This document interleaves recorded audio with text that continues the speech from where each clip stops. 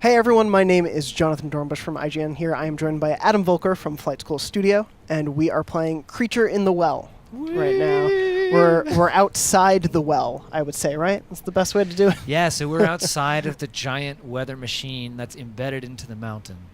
Do you want to show off anything out here before we go inside, or do you want to give people a little bit of a setup of this world? Yeah, sure. Yeah. So the game is centered around this tiny town here of Mirage, where the denizens are kind of afraid of you. And that's because the creatures told them not to speak to the outsider, the robot that they've never seen before.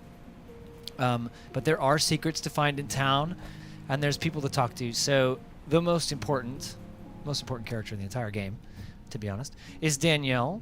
She is this dragon crocodile blacksmith who's as old as the mountain is, and is really excited that you're back to start the work to finish the work you started hundreds of years ago.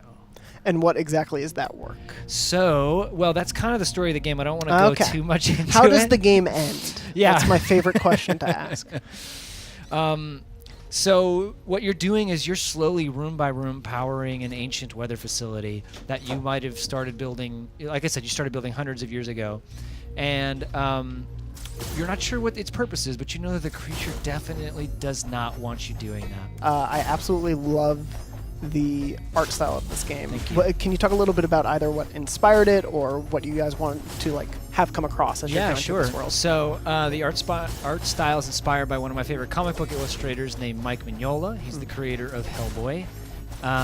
And the way he draws darkness, the moody places that he takes Hellboy to, were a huge inspiration for what we wanted the inside of the mountain to feel like.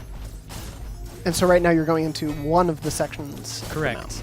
And so right now here we're looking at kind of basically what is the core of what you're doing in Creature in the Well. The core gameplay. So it revolves around, we call it a pinball hack and slash, but it revolves around these two weapons that are categorized by striking and charging. So the charge tool will catch the ball, and you'll notice that a normal ball is kind of a dull gray, a dull white, and then as I charge it, it changes to blue. The more you level up, the more you can charge the ball, and the higher power level it'll get to. You'll notice that one of them, now they're starting to turn like a green color. And that sort of allows you to complete these bumpers, these enemies, in less hits. Yeah, as you're going through all these weapons that you can find the different strike and charge tools, those are unlocked as you progress through the game? Correct. Okay. Do you find them along the way, or are they things you have to kind of go into the nooks and crannies of the mountain to find? So you have to, you will be able to find them by completing challenge rooms throughout the dungeons. Each dungeon has maybe 2 or 3 per dungeon. But we tried to hide them off the beaten path. So there's a critical path that you can get to. But we hope that discovering them is really fun and cool for players. Yeah. And so, of course, we haven't encountered it as we're playing right now just yet, but it's in the title. There is this creature here. There is a creature. And I was wondering if you could tell me a little bit about the characterization of the creature, because as I've played the game before at past previews, I think that's been one of the coolest aspects of this game. Yeah, so the creature is a mysterious being that lives in the heart of the mountain. He's kind of a Belrog. Kind of a Belroggy force, magical being that's sort of lived inside of this mountain for centuries. You uncovered it hundreds of years ago when you started building the machine, but he doesn't want you in there, and it's because, how do I say this without spoiling it? Because what you're doing is changing things, and the creature doesn't like change. The creature's really happy to be the center of everyone's attention inside of the well, inside of the town of Mirage. And he's not sure he wants you to change the situation he's got. So right out here, the sort of hub, this is back in the hub area that we've come back to. Can you come back here at any time after you've completed a dungeon? Okay. You totally can. And you'll find that some of these doors are locked, like the red blinking light doors. There's a couple of them in town, and they unlock as you progress. So you should come back as often as you can to make sure you've discovered all of the secrets that are there.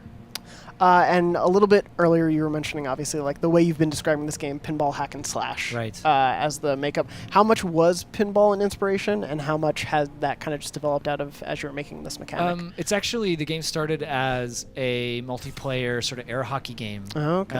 And so pinball came in after we discovered that putting bumpers inside of that air hockey game was really fun. And we were like, well, this feels like a pinball game. So we started to look into them more. We weren't really traditionally fans of the genre, but it's a huge inspiration. Games like Breakout, games like Pong, and pinball, obviously, were super influential. We knew we were onto something because just hitting a ball like at a bunch of bumpers and watching them light up and hearing the sound is satisfying enough. We're like, well, we might have something here that we can work with. Well, and yeah, as I've played, what I find most interesting is like you could just hit one ball and just keep hitting it and letting it go, but like finding the best paths, like you automatically get into that groove of, oh, how can I get the most out of this single hit of a ball? Yes, right. So the skill shotting is what we wanted, the behavior we wanted to encourage.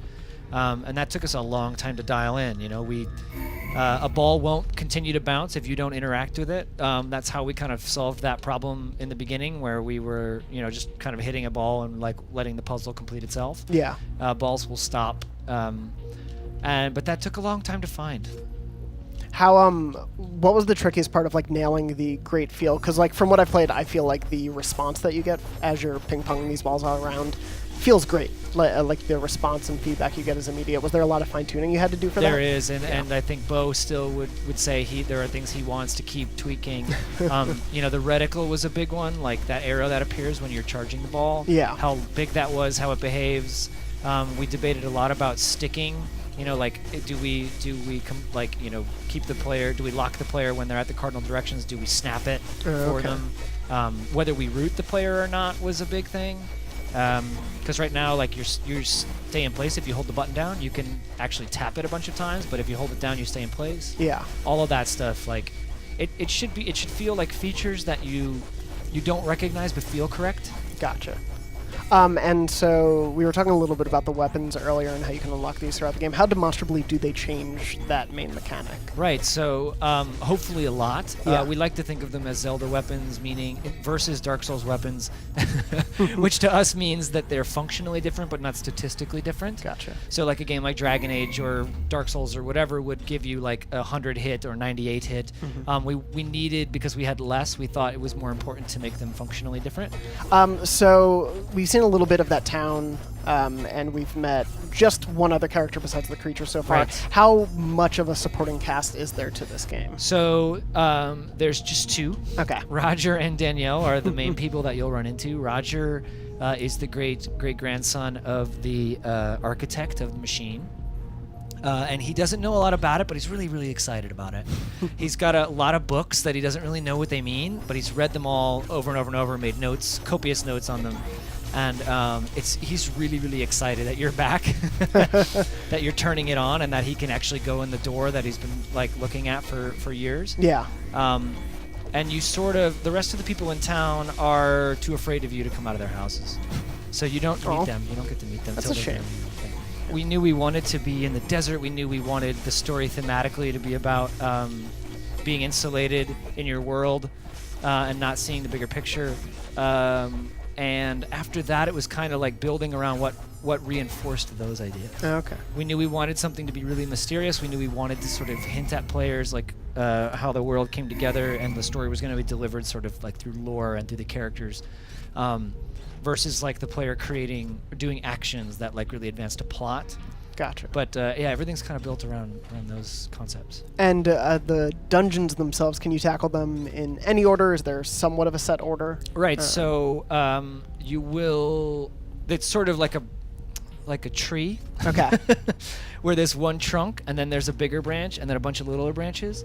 Okay. So like there's one at the beginning, and then there's three available, and then there's 5 available. Gotcha. And then the whole game opens up. Okay. So you can decide in the order you want to after that first one, but we really wanted to make sure we held your hand through the mechanical stuff of the first dungeon or so. Mm-hmm. Before we really open the game up. Are these sort of challenge areas present in every dungeon? Yes, so these are our boss fights. Gotcha. Multi-tiered sort of like examples of the core mechanic of that dungeon, and where we get you actually involve the creature a little bit. So you'll notice he pops up and like releases these drones at you, but this is him like doing his best to try to stop you. We think of these like these devices that are doing damage to you as things the creature has tampered with and created himself. So the machine wasn't originally designed to be harmful. Yeah. But over the centuries, the creature's added all of these bits to it. So like it was originally your masterwork, and now he's corrupted it. Okay.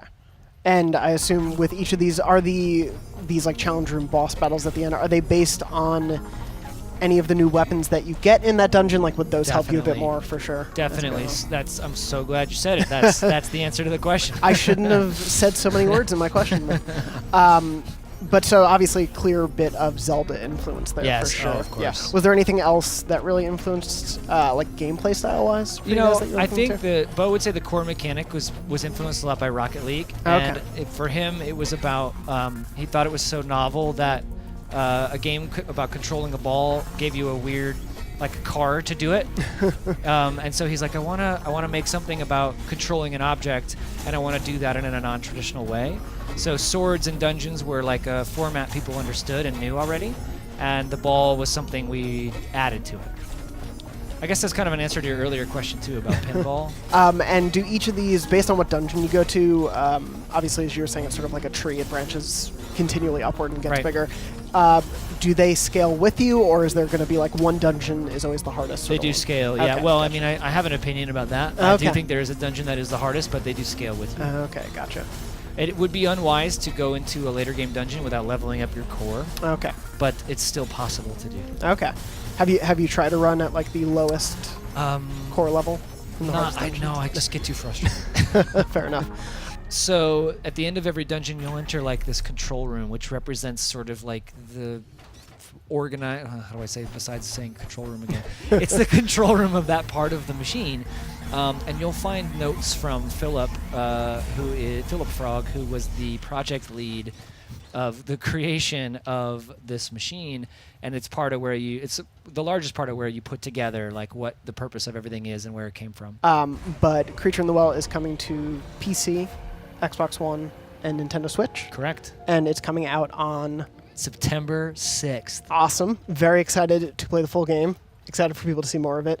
Thank you so much for taking the time and proving I really need to step up my game in Creature in the Well. But I'm looking forward to playing a lot more. Awesome. Thanks, man. Thank you so much.